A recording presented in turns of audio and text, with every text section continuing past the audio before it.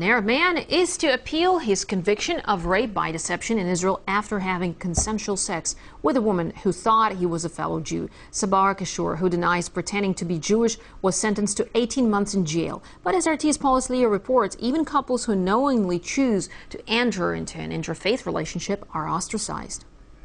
This Jewish Jerusalem suburb is surrounded by Arab neighborhoods. And far from cultivating a culture of tolerance, vigilante-style Jewish patrol groups, calling themselves Fire for Judaism, stand watch outside the local shopping mall. Their mission? To prevent Arab men mixing with local Jewish girls. The municipality has created a 24-hour hotline where parents and friends can phone to rat on Jewish girls breaking this taboo. A specially trained team of counselors and psychologists is on standby to rescue them. It's important to safeguard our traditions, culture, history and identity, because without this, who are we? From my experience, I can say that the chances for a healthy relationship between an Israeli Jewish woman and an Arab man are very, very low. It's because of the great differences between these two cultures. The most recent case involves an Arab man who posed as a Jewish bachelor. A Jewish woman agreed to have sex with him.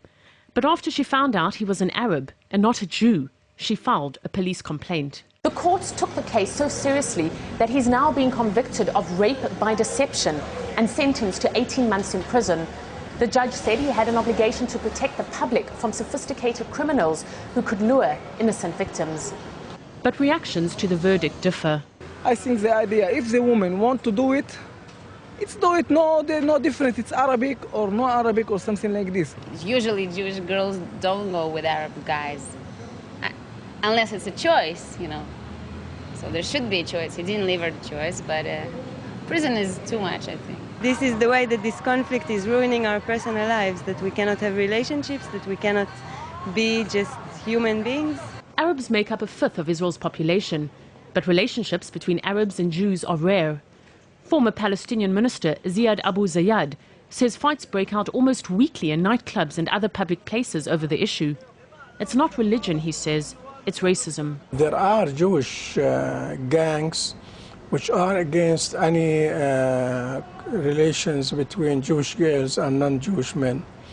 And they keep hunting Jewish girls, even those who can go out to a pub or to a restaurant or anywhere with an Arab guys, and threaten them and force them to break their relations with Arab guys.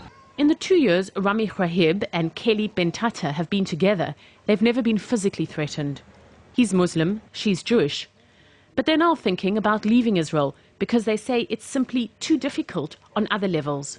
When my family found out, they were very adamant about cutting me off on every level for acting as a traitor to everybody and for being in Israel and making that choice.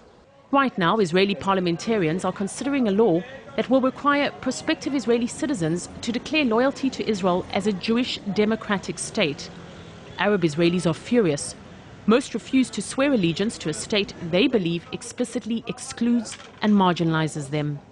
Paula Slier, RT, Jaffa.